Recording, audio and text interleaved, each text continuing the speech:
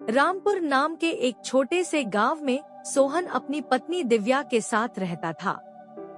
इन दिनों गांव में बरसात होनी शुरू हो चुकी थी। बिजली कड़कने लगी और फिर बारिश की बूंदें जमीन पर गिरने लगी थी। अजी 2 दिन से लगातार बारिश हो रही है।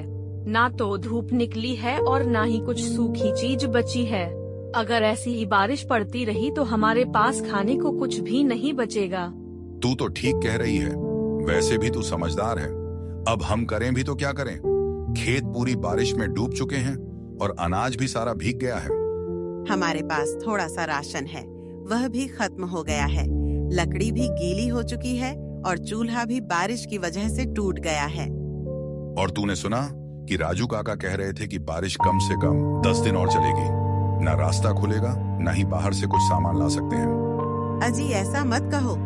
अगर बारिश ऐसी चलती रही तो हम खाएंगे क्या और अपने परिवार को क्या खिलाएंगे? और बच्चों का खाने का सामान भी खत्म हो गया है। बारिश लगातार पड़ती रहती है, फिर 2-3 दिन बाद रुक जाती है और मोहन बाहर जाता है काम ढूंढने के लिए।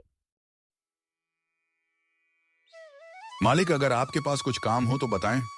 मैं कुछ भी करने को तैयार हूँ। बस घर में खाली बैठकर परिवार को भूखा नहीं देखा जा सकता। सोहन, मैं तेरा दुख समझता हूँ। जब से यह बरसात चली है और मैं अपने मजदूरों को कम काम दे रहा हूँ और खेतों में भी पानी भर गया है और छत की मरम्मत भी रुक गई है। अभी तो मेरे पास कोई काम नहीं है बेटा। सोहन 2-3 जगह काम मांगने जाता है, लेकिन बारिश की वजह से उसे कहीं काम नहीं मिलता और सोहन थक कर गांव के चौपाल की ओर जाता है। अरे भाई सुरेश, इस बार तो बारिश बहुत पड़ रही है, जैसे खेतों के लिए वरदान बन गया हो।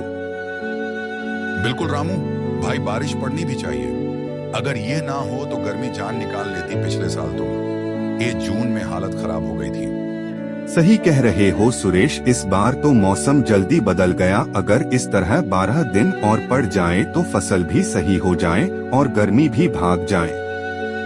अरे हाँ, 10 से 12 दिन की जरूरत है बारिश की। फिर से धूप निकलेगी और धरती फट जाएगी। मैंने भी मौसम की खबर सुनी थी। बताया जा रहा है कि पीछे से काफी भारी बारिश आ रही है। ओह, बारिश रुकने वाली नहीं है। मौसम विभाग ने तो साफ कह दिया है, अगले 12 दिन तक बारिश हो सकती है। बाहर निकलना मुश्किल हो जाएगा। उन्होंने तो सलाह भी दी है कि लोग जरूरी राशन का सामान पहले ही घर में रख लें। हमारे घर में तो खाने को भी नहीं है। ये लोग 10 दिन तक बारिश बता रहे हैं। ऐसे में खाने को कहां से आएगा और घर का किराया कहां से दूंगा? अरे सुनो, मैं अभी बाहर से सुनकर आ रहा हूँ कि अगले 101 दिन तक लगातार बारिश पड़ती रहेगी। मेरी तो कुछ समझ नहीं आ रहा कि करो तो क्या करो, कहाँ जाऊं? क्या 10-12 दिन तक बारिश? सोहन, अगर ऐसा हुआ तो हम खाएंगे क्या? तुम्हें तो पता ही है कि घर की हालत कैसे है। हर तरफ से पानी टपक रहा है। अब तो बर्तन रखने की जगह भी नहीं बची। हाँ, मैं जानता हूँ दिव्या। हम इस टपकती छत के नीचे कब तक टिक पाएंगे? अगर और बारिश हुई तो परिवार को बीमारियां हो सकती हैं। देखो, सेठ जी का किराया भी देना है। पहले ही 2 महीने का बाकी है।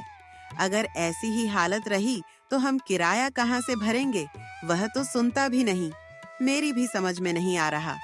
एक तरफ यह बारिश और दूसरी तरफ जेब में पैसे भी नहीं है। दिव्या, यह सब मैं अकेले कैसे करूंगा? सोहन, मैं जानती हूँ कि तुम कोशिश कर रहे हो, लेकिन अब वक्त ऐसा आ गया है कि यह अकेली तुम्हारी नहीं, हम दोनों की लड़ाई है। हमें इससे मिलकर ही निपटना होगा। अगले दिन आसमान में काले बादल आने लगते हैं और तेज बारिश शुरू हो जाती है। जैसे बादल फट पड़ा हो। बारिश की बूंदें जमीन पर गिरते ही मिट्टी की खुशबू महकने लगी। दिव्या, इतनी बारिश में निकलना अपनी जान जोखिम में डालने जैसा है। रास्ते में पानी भरा हुआ है और फिर मुखिया जी क्या मदद करेंगे? वो हर बार बहाना बना देते हैं।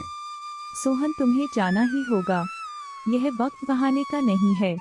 अगर अब नहीं गए तो कल पछतावे का भी मौका नहीं मिलेगा। जाओ उन्हें अपनी हालत बताओ और कुछ पैसे उधार ले आओ। सोहन सेठ जी के पास पैसे उधार लेने जाता है।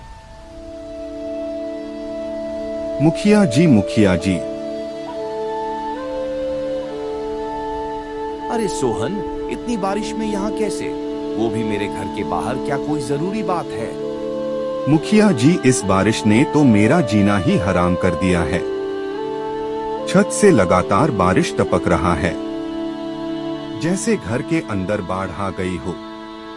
परिवार ठंड से कांप रहा है और चूल्हा तो 2 दिन से चला ही नहीं और खाना नहीं है और पैसे भी नहीं है। सोहन, तू जानता ही है इस बार गर्मी बहुत तेज पड़ी है। बारिश होनी तो जरूरी थी, ऊपर वाले की मेहरबानी है जो राहत मिल रही है। मुखिया जी, यह बारिश आप जैसे लोगों के लिए राहत बनकर आती है। आपके पक्के मकान, गर्म चाय और आराम की जिंदगी के लिए सुहावना है। इसीलिए कुछ पैसे उधार मांग रहा हूँ ताकि 2 वक्त का खाना जुटा सकूं। जब हालत ठीक हो जाएगा तो वापस कर दूंगा। देख सोहन, पैसों की बात अभी बिल्कुल मत कर। पहले ही कई लोगों को पैसे उधार दे चुका हूँ, अब मेरे पास देने को कुछ नहीं बचा है। तू जानता ही है पंचायत में खर्चा बढ़ गया है, मैं तुम्हें बिल्कुल भी पैसे नहीं दे पाऊंगा। सोहन लौटकर अपने घर आने लगता है। सोहन के घर सेठ आता है घर का किराया लेने।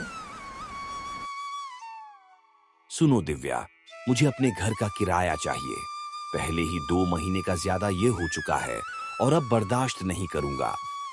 सेठ जी, हम कहाँ जाएंगे बाहर? इतनी बारिश हो रही है, घर के आगे भी पानी भर गया है।